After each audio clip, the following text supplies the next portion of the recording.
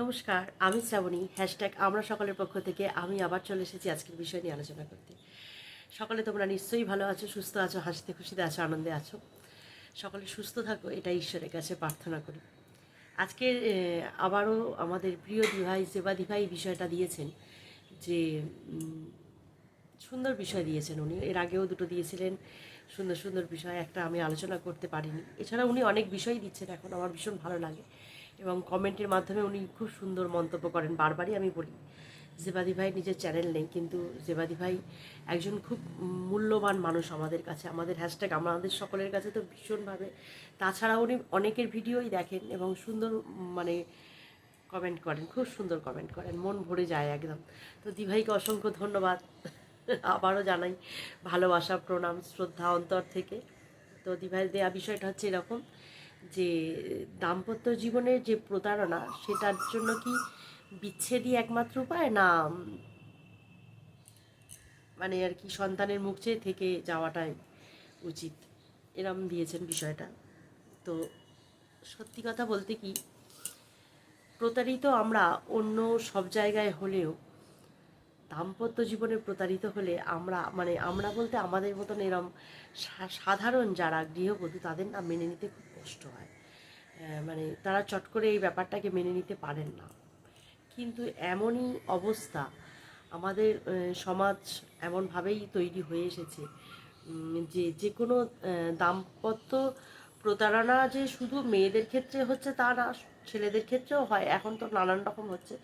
কিন্তু মেয়েদের ক্ষেত্রে যদি তারা প্রতারিত হয় না, তাহলে কি হয়, সমাজ, সংসার সবাই সেই মেয়েদেরকেই দায়ী করে। এটা হচ্ছে সবথেকে বড় অন্যায়, যেটা মানে সকলে কিন্তু জানতেই চায় না যে আসলে দোষটা কার। এটা হচ্ছে ব্যাপার।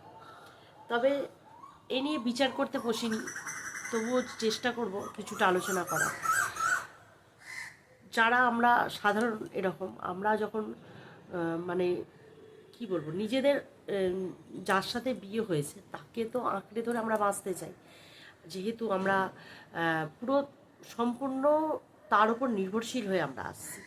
যে কারণে এখনকার মেয়েরা কিন্তু নিজেদের মানে পরগাছা নয়, নিজেদের একটা ইনকামের রাস্তা তারা তৈরি করে নেয়, যে যদি প্রতারিত হইও বা তাতে আমার কোনো কিছু যাবে আসবে না।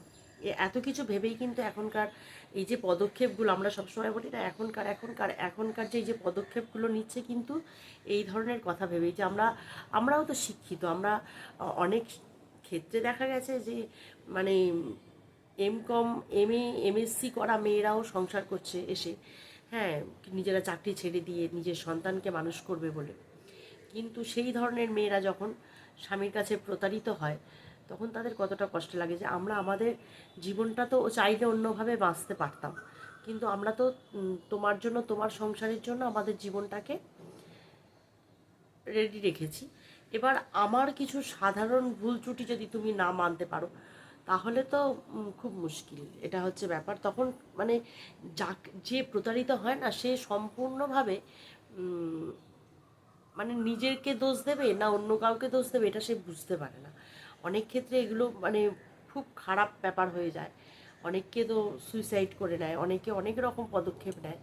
কিন্তু একটুখানি আমি বলবো সচেতন হয়ে, যে প্রতারিত করছে তাকে আগে ভাবতে হবে যে আমি যার কাছে প্রতারিত হলাম তার জন্য আমি আমার জীবনটাকে নষ্ট করতে পারি না, তাই না? আমি আমার জীবনটা আমার মতো বাঁচি।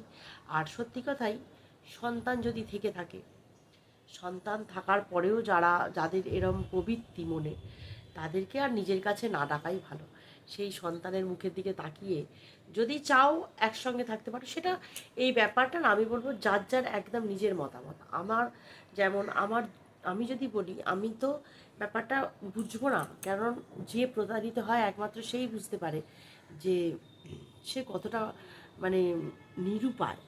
এরম একটা ব্যাপার। কিন্তু যাদের মানে বাপের বাড়ির দিক থেকে সে সাপোর্ট পাবে, বা সে ভালো একটা ইনকাম করে, তার কিন্তু অতটাও কষ্ট পারে, কিছুদিনের মধ্যে সে কিন্তু নিজের পায়ে দাঁড়াবার চেষ্টা করবে, এবং সে তার সন্তানের জন্য সেইখানটা মানে বিচ্ছেদ করে চলে আসলেও আসতে পারে। তার যদি মনে হয় যে হ্যাঁ আমি মুখোমুখি থাকবো, সে থাকতেও পারে। সেটা সম্পূর্ণ সেই যে প্রতারিত হয়েছে তার উপর নির্ভর করবে যে সে কিভাবে থাকবে। কিন্তু এই যে বঞ্চনাটা, প্রতারিত হওয়াটা, এটা না মারাত্মক কষ্টের। আমরা মানে ভাবলেই আমাদের একটা কষ্ট হয়। আমি এর আগে এই গল্প করেছিলাম যে আমারই একটা বান্ধবীর মা ছিল, মানে ওরা 3 বোন ছিল, ওরাও 3 বোন, একদম আমার খুবই বান্ধবী ছিল, মানে ভালো। আমরা একসঙ্গে উচ্চ মাধ্যমিক ও উচ্চ মাধ্যমিক দিতে পেরেছে, আমি দিতে পারিনি, যদিও পড়াশোনা করেছি তখন না। ওর বাবা ওরকম বাইরে চলে গিয়েছিল, ওই যে সোনার সোনার দোকান ছিল আর কি, জুয়েলারি যেসব হয় না বম্বেতে, ওখানে চলে গিয়েছিল। তো বম্বে যখন চলে গিয়েছিল, সেখানে তো মানুষের, বম্বের জায়গাটা সবাই জানেন, আমাদের যিনি দিদিভাই আছেন রঞ্জনা সেন গুপ্ত, উনি তো খুব ভালো করে জানেন যে নানান রকম প্রলোভনের হাতছানি, তাই তো, এমনই একটা জায়গা। তো কম বয়সে উনি ওখানে গিয়েছিলেন, তো প্রলোভন তো পেয়েছেনই নিশ্চয়ই, তা উনি ওখান থেকে আর আসতেনই না একদম। অনেকে বলতে শুনেছি যে না, ওখানে গিয়ে মনে হয় বিয়ে করে ফেলেছে। তো এই যে আমার বান্ধবীর মা ছিল, সে তখন না কি করতো, বলেছিল ঠিক আছে বিয়ে করুক, যাই করুক, ও ফিরে আসবেই আমার কাছে। তার মানে একটা দৃঢ় বিশ্বাস ছিল যে আমি এখানে থাকবো, আমি সারাদিন কাজ করে থাকবো, সেও ভালো, তবু আমি আমার বাপের বাড়ি চলে যাব না। এই জায়গাটা কেন হয় জানেন, বাপের বাড়িতেও যে যাবে সেখানেও মেয়েদের না একটা ভীষণ খারাপ অবস্থা। এখন তো তবু মেয়েরা অনেকটা নিজেদের জায়গাটা একটা তৈরি করে নিতে পারছে, কিন্তু আগে যেন পজিশনটা আরও খারাপ ছিল, যে তাদের যেন সেই শ্বশুর বাড়িটাই ঘর, বাপের বাড়িতে তার কোনো আর মানে বিয়ে হয়ে গেল মানে বাপের বাড়িতে তার আর কোনো জোরই থাকবে না। এটা কিন্তু হওয়াটা উচিত না, কারণ যদি সেই স্বামীটা ভালো না হয় তাহলে মেয়েটার কী দোষ, মেয়েটা তো কিছু করতে পারবে না, এটাও বুঝতে হবে। এখন কিন্তু এতটা না, এখনকার মা বাবা একটা মেয়ে কি দুটো মেয়ে খুঁজুক, খুব সতর্ক বাবা মারা। তো সেই মানে কাকিমা আর কি ছিলেন অনেক দিন পর্যন্ত, প্রায় মানে এটা 3 বোনই হয়ে গেছে পিঠোপিঠি একদম। এবার 3টে মেয়ের পরে ওরম যদি চলে যায়, তার বাচ্চাগুলোকে কে দেখবে, মানে একদমই সে মুখ ফিরিয়ে নিয়েছে এরকমের অবস্থা। কিন্তু ইনি পুরো দৃঢ়ভাবে ওই বাড়িতেই রইলেন। তারপরে না বেশ অনেক বছর পরে ওর বাবা কিন্তু ফিরে এসেছিল। এখন এখন রীতিমতো সংসার করছে, এখন রীতিমতো ভালোভাবে সংসার করছে। এবং আমার যে বান্ধবী, তাদেরও 3 বোনেরই বিয়ে হয়ে গেছে, তারাও সুখী। কিন্তু এইটা তো সবার ক্ষেত্রে হয় না, না। এবার আমার মনে হয় এই যে মনের একটা খুব জোর থাকে জানেন, আমরা যদি মন থেকে কিছু চাই না, মানে সঠিকভাবে সৎভাবে চাইতে হবে। যে আমি চাইলাম আমার একটা বাড়ি দিয়ে তার সঙ্গে সঙ্গে বাড়ি হয়ে যাবে, এটা কিন্তু হয় না। আমি বারবার এটাকে খুব বিশ্বাস করি ওই জন্য, যে যদি সত্যিভাবে মন থেকে সবসময় সেটা চাইতে পারি, ভালোটা, তো ঈশ্বরও তো বুঝবেন যে হ্যাঁ কেন চাইছি, কী কারণ, ঈশ্বর তো আমাদের মধ্যেই বাস করেন। তো উনি আমার মনে হয় সেটা ঠিক বোঝেন আর কি। তো আমি না পুরো এটা আমার মানে জানা আর কি একদম ঘটনাটা। অনেক বছর পরে হলেও বাবা ফিরেছে, এবং দেখুন এখনও, যাই হোক, তারা স্বামী স্ত্রী শেষ জীবনটা তো একসঙ্গেই কাটাচ্ছে, এবং তারা খুব ভালো আছেন। এই হচ্ছে ব্যাপার, এটাই আমার বলার, যে সব ক্ষেত্রে যে ছেড়ে চলে যেতে হবে তা না। আমরা এরম অনেক মানুষকেই চিনি, সত্যি সন্তানরা তো কোনো দোষ করেনি, তারা কেন বাবা মা আলাদা আলাদা ভাগ করে, এটা তো ভাবতে হবে। এবং যেসব পুরুষ মানুষরা, বিশেষ করে আমি বলবো, যেসব পুরুষ মানুষরা এই ধরনের, আর আমার আমার না একটা জিনিস দেখা, আরও আরও আমার বাড়ির কাছেও এরকম একটা ঘটনা হয়েছে। সে মানে মেয়েটা, আমি তার সাথে কথা বলতাম, আমাদের যা না আমার সম্পর্কে সে বৌমা হবে আর কি। সে মেয়েটা না এসে বলতো, গল্প করতো যখন, যে সে জানতে পারছে তার স্বামী অন্য কাউকে পছন্দ করছে। তাহলে সে চুপ করে কতদিন থাকবে? এবার তার বড় ছেলে একটা, সে, তার বাবার টাকা আছে, তার বাবা রেলে সার্ভিস করতো, এবারে সে না মনে মনে জানছে যে আমার স্বামী অন্য কাউকে ভালোবাসে। তাহলে সে কতদিন, মানে সে হয়তো নিশ্চয়ই বোঝাবার কি চেষ্টা করবে না, একটা কত, মানে আমার আমার আমি যখন নিজেকে ওই জায়গায় বসাই না, আমার এরকম মনে হয় যে আমি আছি, বর্তমান আমি তার সংসারের সমস্ত দায়ভার নিচ্ছি, তাই দায়িত্ব, তার বাচ্চাদের সামলাচ্ছি, তার মাকে দেখছি, সমস্ত কিছু, অথচ সে আমার থেকে উপকারটা নিয়ে নিচ্ছে। আমি তাকে রান্না করে দিচ্ছি, সেই খেয়ে অফিস যাচ্ছে, তার জামা কাপড় কেচে দিচ্ছি, তার সংসারকে দেখাশোনা করছে, সব কিছু উপকারটা সে আমার থেকে নিচ্ছে। অথচ সে কি করছে, বাইরে গিয়ে অন্য একজনকে, তার পছন্দ, তার যত ভালোবাসা তার ওপর উতলে উঠছে। তাহলে এটা আমি মেনে নেব কী করে? এটা কি মেনে নেওয়া সম্ভব? আমি মানে এটা ভাবলেও না আমার ভীষণ কষ্ট হয়, ভিতর থেকে একটা কষ্ট হয় যে এরকম কেন? তোমার যদি আমাকে নিয়ে কোনো সমস্যা থাকে তাহলে তুমি সহজভাবে আমাকে বুঝিয়ে দাও যে না তোমাকে নিয়ে আমার আর চলবে না। বা একটা মেয়ের জীবন তো এভাবে তুমি নষ্ট করতে পারো না। সব থেকে বড় কথা, আমাদের সমাজটা এমনই যে মেয়েটার একবার বিয়ে হয়ে গেছে, তার যখন একটা বা দুটো বাচ্চা কাচ্চা হয়ে গেছে, তখন তার বয়সটাও আর একটু বেড়ে গেছে, সেই মেয়েটাকে যখন আমি বাপের বাড়ি ফিরিয়ে দেবো, তার যদি সেরকম পড়াশোনার জ্ঞান না থাকে, তার যদি সেরকম আর্থিক সঙ্গতি না থাকে, তাহলে সেই মেয়েটা কি করবে? এটা তো একবার ভাবা দরকার। কিন্তু আবার যদি উল্টো দিক থেকে ভাবি, যে সত্যি এক জীবনে সে যে আমাকেই সারা জীবন ভালোবাসবে, এটাও তো হতে পারে না, তার মনে তো অন্য কেউ আসতেই পারে, এটাও একটা ব্যাপার আছে। বা আমাকে সে তাহলে বলুক যে আমি আমার খামতিটা কোথায়, বা তাহলে আমার জন্য সে একটা একটা একটা ব্যবস্থা করে দিক, দিয়ে তাহলে সে অন্য কাউকে ভালোবাসুক। আমার মনে হয় এটাই উচিত। হ্যাঁ, এবার আমি আমি যদি নিজেকে ওই জায়গায় দাঁড় করিয়ে আমি যদি এই রকম মানে একটা হিসাব দেখি, যে আমি প্রতারিত হচ্ছি, আমার দুটো সন্তান, আমার স্বামীর আমাকে আর ভালো লাগছে না, সে বাইরে বেরিয়ে অন্য আরেকজনকে তার ভালোবাসা দেখাচ্ছে আর কি। তো আমার ক্ষেত্রে আমি না সঙ্গে সঙ্গে আগে মানে যদি এরকম কোনো মামলা যা করার আমি আগে করে নেবো, সত্যি কথা বলছি। এত সহ্য ক্ষমতা আমার নেই।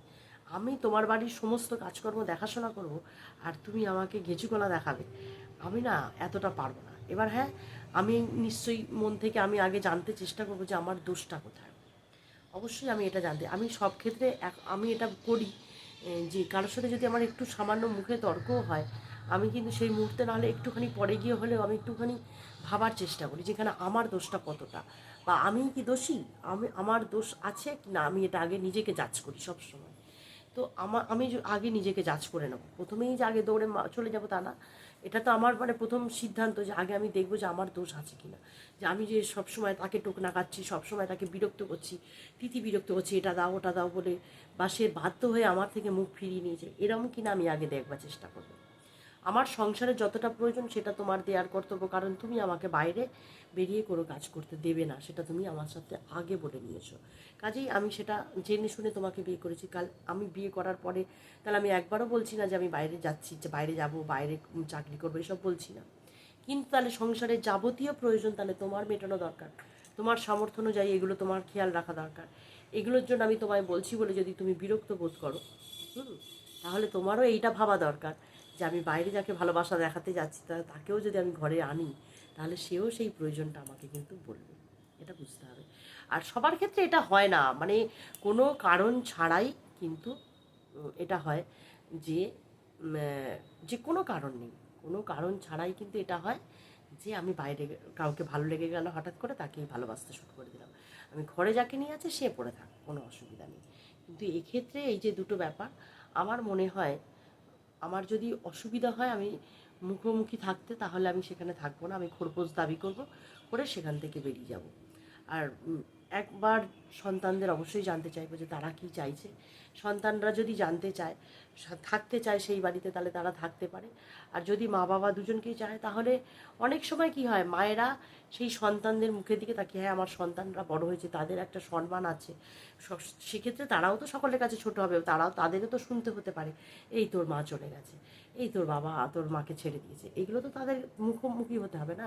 এই সমস্ত কথা ভেবে অনেক মায়েরাই থেকে যায়, সন্তানদের কথা ভেবে অনেক মায়েরাই থেকে যায়, কারণ তাদের তো কোনো দোষ নেই, তাদের দোষ মানে দোষ নেই, সেটা তার বাবাদেরও বোঝা উচিত, এখন না বুঝলে আর কি করা যাবে, এটা হচ্ছে ব্যাপার।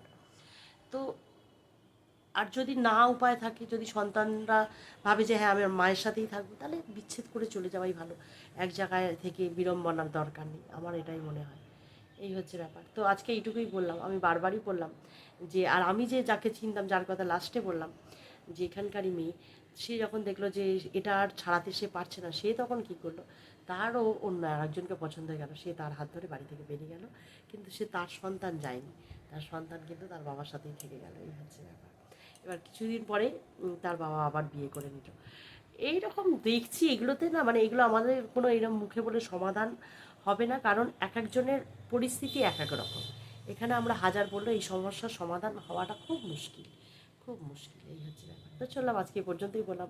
সকলে তোমরা ভালো থেকো, সুস্থ থেকো, হাসিতে খুশিতে থেকো, আনন্দ থেকো, অবশ্যই সতর্ক থেকো, কারণ যে আমি চাই না কারোর জীবনে এরম দিন আসুক, কারণ এটা না ভীষণ কষ্টের, এই যন্ত্রণা, বা এইভাবে প্রতারিত হলে যে প্রতারিত হচ্ছে তার জীবনটা অনেকটা শেষ হয়ে যায়, খুব শক্ত মনের মানুষ না হলে সে উঠে দাঁড়াতে পারে না চট করে, দাঁড়াতেও অনেক সময় লাগে, এটাও বুঝি। একটা মেয়ে হয়ে একটা মেয়ের যন্ত্রণা অবশ্যই বুঝি, কিন্তু বুঝলেও না এখানে আমাদের কিচ্ছু করার নেই, এই হচ্ছে ব্যাপার, এটা খুব বড় সত্যি কথা।